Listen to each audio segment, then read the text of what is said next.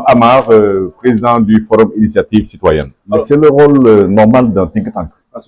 Parce qu'aujourd'hui, nous voulons réfléchir sur les problématiques qui ont suscité beaucoup de passion au Sénégal, entre 2019 et maintenant. Mais je pense qu'aujourd'hui, le Sénégal ouvre de nouvelles perspectives. C'est pour ça qu'on a parlé de nouveaux paradigmes. Et aujourd'hui, le panel d'experts qu'on a réussi à rassembler nous donne de l'espoir, comme quoi le Sénégal peut faire partie de la cour des grands dans les prochaines décennies. Et aujourd'hui aussi, moi j'ai l'espoir que la jeunesse sénégalaise devrait pouvoir trouver des opportunités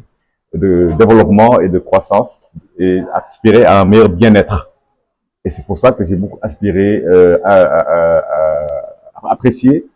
le fait que les Sénégalais de la diaspora soient présents avec nous aujourd'hui pour dire qu'ils sont prêts à jouer leur partition pour le développement du pays. Alors vous êtes vous avez tenu compte de l'aspect juridique par rapport au code des investissements et au code pétrolier. Et pourquoi? Oui, on a fait venir un expert qui travaille sur les aspects juridiques, maître Mohamed Kébé, parce que on a un défi. Comment concilier l'attractivité du Sénégal aux intérêts du peuple sénégalais. Et je pense que le changement de régime offre de nouvelles opportunités pour renégocier. Mais renégocier, oui, mais comment y aller? Il faut y aller ensemble. Je pense que les Sénégalais aujourd'hui sont prêts à montrer qu'il y a intérêt à revoir certaines clauses, mais aller prudemment pour éviter d'envoyer des signaux assez négatifs par rapport à la destination Sénégal. Et je pense que les autorités sont conscients. C'est pour ça qu'il y a un comité qui a été créé. Et nous, aujourd'hui, en tant que think tank, on joue notre rôle d'impulsion. Si vous regardez notre logo, c'est des Sénégalais qui poussent la pirogue pour aller chercher des opportunités. Et je pense que c'est pas à nos jeunes d'aller vers l'océan. Il appartient aux décideurs politiques de leur offrir de l'espoir, de leur montrer, et même nous aujourd'hui en tant que think tank, qu'il est possible de réussir au Sénégal. Il y a une nouvelle dynamique par rapport à l'industrialisation. Oui, le grand Serigne tout à l'heure nous a expliqué que la pétrochimie, les opportunités dérivées du pétrole et du gaz offrent de réelles possibilités pour le Sénégal. Mais nous, aujourd'hui, en tant que think tank, on doit alerter sur les risques par rapport à certains secteurs. Il y a eu le cas de Fortesa, le puits de Fortesa. Les pêcheurs se posent des questions, il faut les rassurer. Bon, les agriculteurs disent qu'il y a des opportunités par rapport à l'engrais, mais c'est le rôle du think tank d'impulser la réflexion et de chercher des solutions innovantes pour le Sénégal. Par rapport à ces solutions, quelles sont vos attentes? En tout cas, faire une belle moisson au sortir de ces journées. Nous avons 6 panélistes, 4 discutants qui sont là.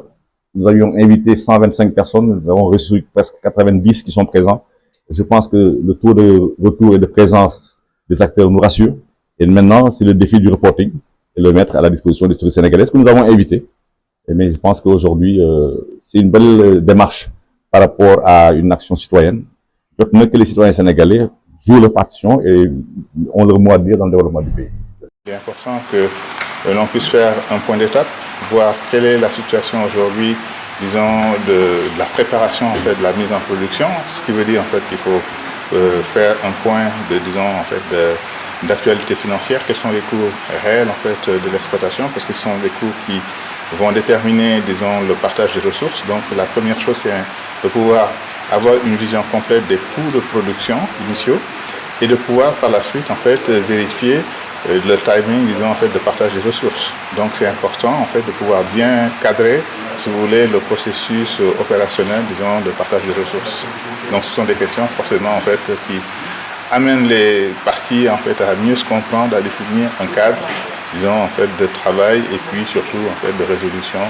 des divergences qui peuvent ci et là se poser. En termes de perspective, le Sénégal doit s'attendre à quoi?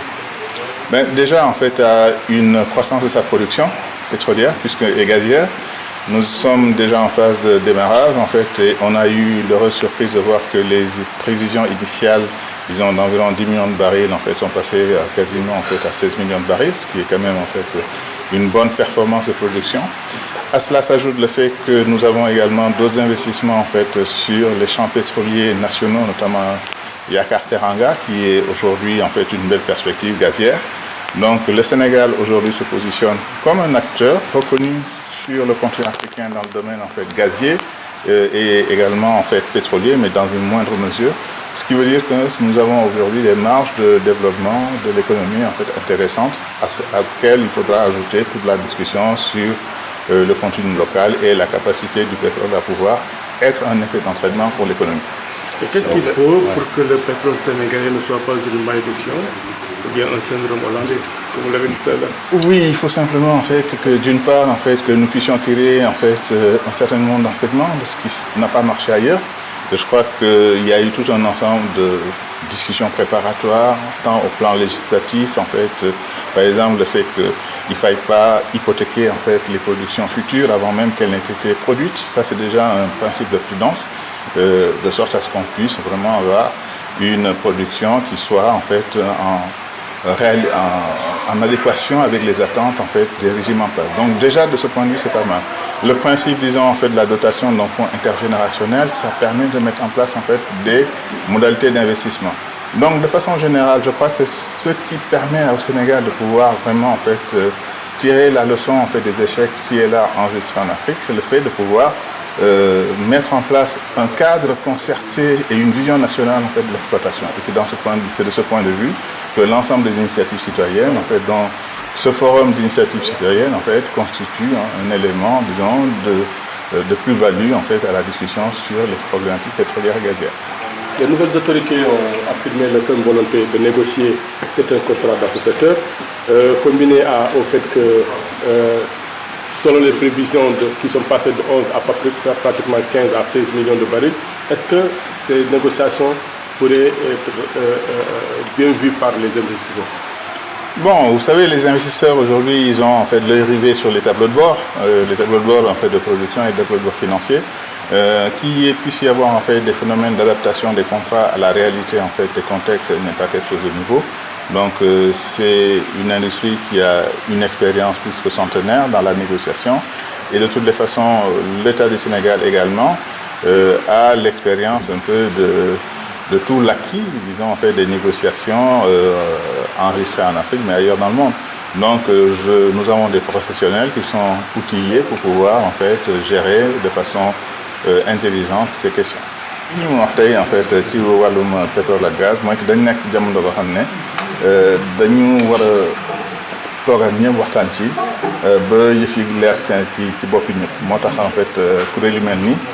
am tey daje pour waxtaan ci xool lan mooy perspective yi ñu am ci Sénégal fi mu nekk nii tàmbale nañ di développer pétrole bi bon baax na ñu toog xool xayma xaalis bi ñu ci dugal les coûts et puis mun a toog waxtaan ak ni ko seqal bon ñëpp ñu ngi wax ne que bon état mu ngi dafa bëgg fi mu ne nii changer contrat yi mais foofu dama ci am vraiment en fait li mu ci wax mooy lépp loo gis rek waxtaan la lépp loo gis waxtaan la te yaakaar naa ne am nañ kuréel yi boo xamante ni am nañ ñi ko mu mën a jiite ba daal liñ ci séntu ñu mun ko jël. léegi nees def ba pétrole bi du nekk ab loraange ci Sénégal. Mais day benn da ngay xool li jot a am ci yeneen réew yi voilà parce que yenn gàllankoor yi boo ko gisee da ngay koy jéem moytu. waaw da ngay fagaru de sorte à ce que yenn yi ñu bañ ñu dal benn mooy ñu toog xool déjà yan façon yi contentieux lañ amoon ak les pétroliers seen wàllu bopp. ñaar beneen bi mooy naka la ñuy fexe ba suñ biir Sénégal fii nii ñëpp a toog dajaloo et puis ñu mun a nangu ne yoon bii la ñuy jël. waaw ça veut dire que ci wàllum investissement des infrastructures investissements sociaux yooyu yëpp il faut ñu bàyyi ci xel parce que mbir mi rek du question uniquement industrie mais il faut mu doon loo xamante ni ku ci ne di nga ci mun a gis sa bopp. Et c'est un peu ça loolu la ñu bëgg a def fexe ba daal le budget de l'État nekk un budget central boo xamante ne ku ci nekk lii di social lii di santé lii di éducation lii di xëy ndaw yi ku ci nekk ñu am lu ñu ci jagleel. yaakaar naa ne loolu bu amee bon yenn problème yu bëri duñ ko am. sunu njiitu bees yi bëgg nañu seetuwaat yenn contrat yi tombeeg fi ñu doon séntu 11 millions de barils ñu ngi léegi ñu ngi wax ay 15-16 millions est-ce que yaakaar nga ne loolu dina doon loo xamante ni dina ñee dinañ ko gisee je sais pas. waaw mais li ci am solo rek mooy ñu rafet ci njort. waaw fi mu ne nii bu ñu demee ba 10 millions yi ñu doon séntu yàlla may ñu am ci 16 millions kooku ngénneel la. waaw day doon loo xamante ni njëriñu Sénégal lay doon. waaw loolu ñu koy rafetlu di ci sant ñu ciy liggéey. waaw léegi les étrangers yi fi nekk indi si seen alal il faut ñu jàppale leen ba ñoom itam seen xel dal donc ce qui veut dire que ñun itam bu ñuy ak lépp lu ñu ci mënti def rek nañ ci ànd ak dal nañ ci ànd ak dal te yaakaar naa ne bu ñu toogee waxtaan du ñàkk ñu juboo ci yenn yi c'est-à-dire que boo xoolee en fait c'est normal que un nouveau régime bu ñëwee il faut mu saytu li fi jot a am waaw bu ñu nee par exemple dugal nañ fi fukki milliards de dollars ñoom itam ñu mun a xam bon xaalis boobu ci naka lañ koy saytoo bon yan équipement lañ ci jël ak léegi donc moo tax dans tous les régimes saa yu amee ñi ñeen ñu ñëw la première chose bi ñu njëkk a def mooy def un audit ça c'est normal même boo nekkee fenn ñu jox le service bala ngay tàmbali di jaay il faut nga xool lan moo fi jot a am bon c'est exactement en fait loolu ñu def moo tax daal man rafet naa ci njort ne que on est dans une continuité historique boo xamante ni ñenn ñi dañu jàll ñeneen ñëw et puis continuer liggéey bi et puis Sénégal ñu ci am na njëriñ. yow mi yor ñoo waxtaanal yaay kan. je m'appelle Pape Mamadou Touré je suis expert maritime ñun suñu kuréel en fait mooy dañu saytu la production waa ci wàllum gaal yeeg y compris ci wàllum pétrole yi en même temps jàngelkat. Ce qui n'est pas correct, tout ce qui ne prend pas en compte de façon disons correcte les intérêts du Sénégal doit être posé sur la table. Ça c'est clair et c'est net. C'est vrai que certains invitent à la prudence. Ils n'ont pas tout à fait tort, à mon avis, parce que si vous regardez très bien, ces grandes compagnies, je prends Total. Total, il y a 10 ans, a réalisé en Afrique un chiffre d'affaires qui dépasse 10 ou 20 ou 30 fois le budget du Sénégal. Donc, si on veut discuter en tant que Sénégal, le Mali discute en tant que Mali, la Guinée-Bissau discute en tant que Guinée-Bissau, la Mauritanie discute. Mais alors, voilà des questions que nous devons résoudre. Alors que, bon, si nous avons le pétrole et le gaz, le Mali en a, la Mauritanie, la Guinée-Bissau, la Guinée, etc., tous ces pays qui ont ces richesses-là, mais doivent se retrouver, avoir une plateforme commune et discuter avec ces grands ces majors-là, discuter d'égal à égal. Sinon, ils nous dispersent, comme ils l'ont fait d'ailleurs depuis 1960. Et bon, voilà, ils disent de chacun ce qu'il faut pendant que nous, on est éparpillés. Et ça, pour moi, les enjeux sécuritaires. Mais les enjeux sécuritaires, oui, bien entendu, c'est extrêmement important. Donc, on n'en parlera jamais assez. Moi, je suis pour que un séminaire de ce type soit décentralisé, organisé à Saint-Louis, à Ziguinchor, à Tamba, Matam, partout ailleurs, pour que nous sachions quels sont les enjeux. Là, on dit, bon, c'est parti pour 30 ans, les opportunités d'exploitation. Mais il est clair que la poursuite des travaux de prospection, de recherche, etc., mais peut nous apporter des opportunités pour 100 ans, pourquoi pas, pour 100 ans. Donc, on doit avoir cette ambition. Je crois que les nouvelles autorités ont cette ambition.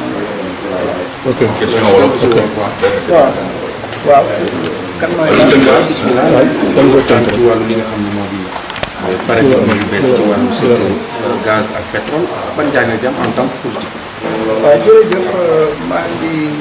lay gërëm ci laaj bi tey dañu ñëwoon fii bu fekkee si waxtaan yi nga xam ne forum initiative citoyenne Sénégal moo ko organisé ak président Pape Amar vraiment di ndaje mu am solo jëm ci naka la ni maanaam Sénégal tey ni mu bindoo am pétrole am gaz ak yeneen yu fi nekk naka la ñuy war a mën a taxawee ba loolu mën a jariñ Sénégal jariñ askan wi ni mu ko war a jariñ loolu mooy waxtaan bi tey ma gis ne am na ay boroomi xam-xam yu am solo ñoo xam ne seen xam-xam yemul rek ci jàng mais dañu nekk aussi ci terrain bi di jëf ñun ñoo fi daje tey ku mel ni docteur Pape Touré ku mel ni Serigne Mboup nga xam ne nekk na Petrosen nekk am na ci expérience soxna Aïda Mbaye ñaa waaw moom itam ku ci am xam-xam ak benn juriste bi Mohamed Kébé voilà alors ak am na ñi def naa ñi wala ndaw ñu ngi def naa commencé na expliquer li ma jàngat tey bon jàngatoon naa ko itam daanaka parce que nekkoon naa président groupe de travail bi doon xalaat ci li ñuy wax contenu local 2020 ci dialogue man li ma ko gisee daal mooy am na ci ñoom ku ko wax nee na dañu war a am réseau gaz yi réseau infrastructure parce que bu dee da nga am gaz mu war a mën a dem ba ci kër yi nga xam damay ubbi rek togg sa añ wala reer wala ndékki wala paase wala def dara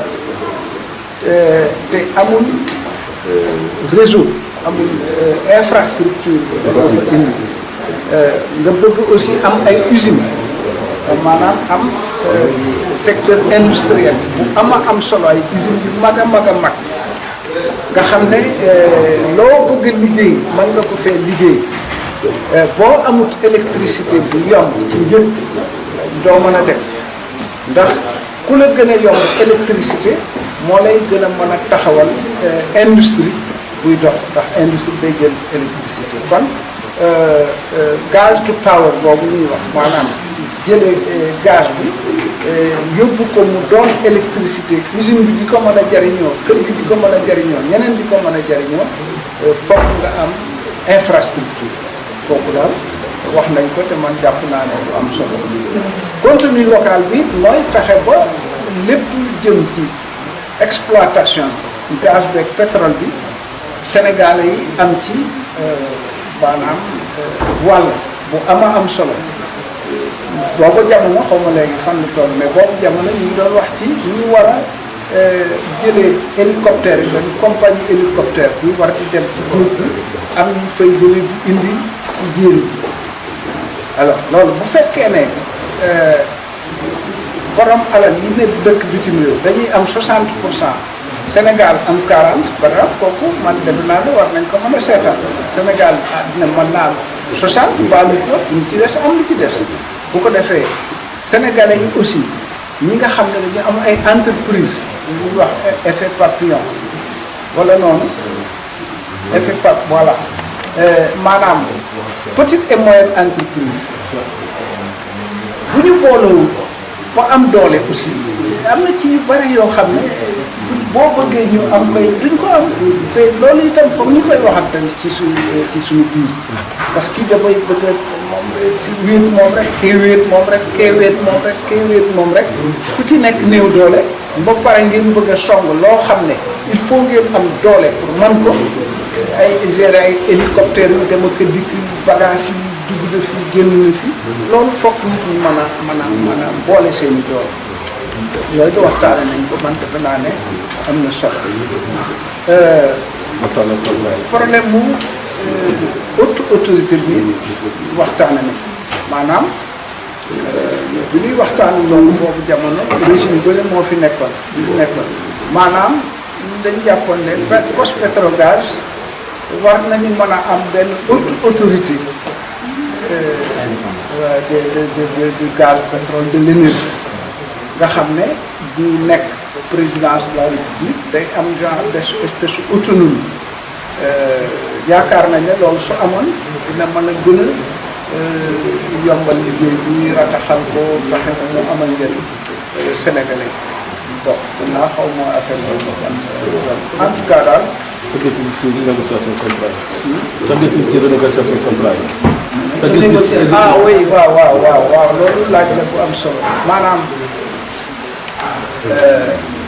contrat yi nga xam ne dañ koo signé Sénégal daf ko signé ak ay compagnie pétrolière gazière autorité yu bees yi dañu ne ñoom dañu koy xoolaat am na sax wax ay xalaatam ci loolu mooy xalaat bu am solo bu jar a déglu ba beneen nañ ci def tànk waaw génn na daal ay matukaay yoo war a mën a jël bu fekkee da nga koo bëgg renégocier am na nee na ay réew yoo xam ne dañu mujj fay ci xaalis bu bare bare mais foofu man li ma ko gisee mooy d'abord lépp loo xam ne awut yoon boo ko négocier da ngay nekk en position de force parce que même ñi ngi ko séqal yaakaar naa ne ñoom duñu bëgg ci àddina bi xam ne ndekete da nga wéet ak pays sàngam di ko noggatu ci suuf parce que voilà joxe nga fii wala def nga lii wala def nga lii loolu tax na ban man jàpp naa ne lépp lu ñu war a renégocier dañ ko war a renégocier jàpp naa it ne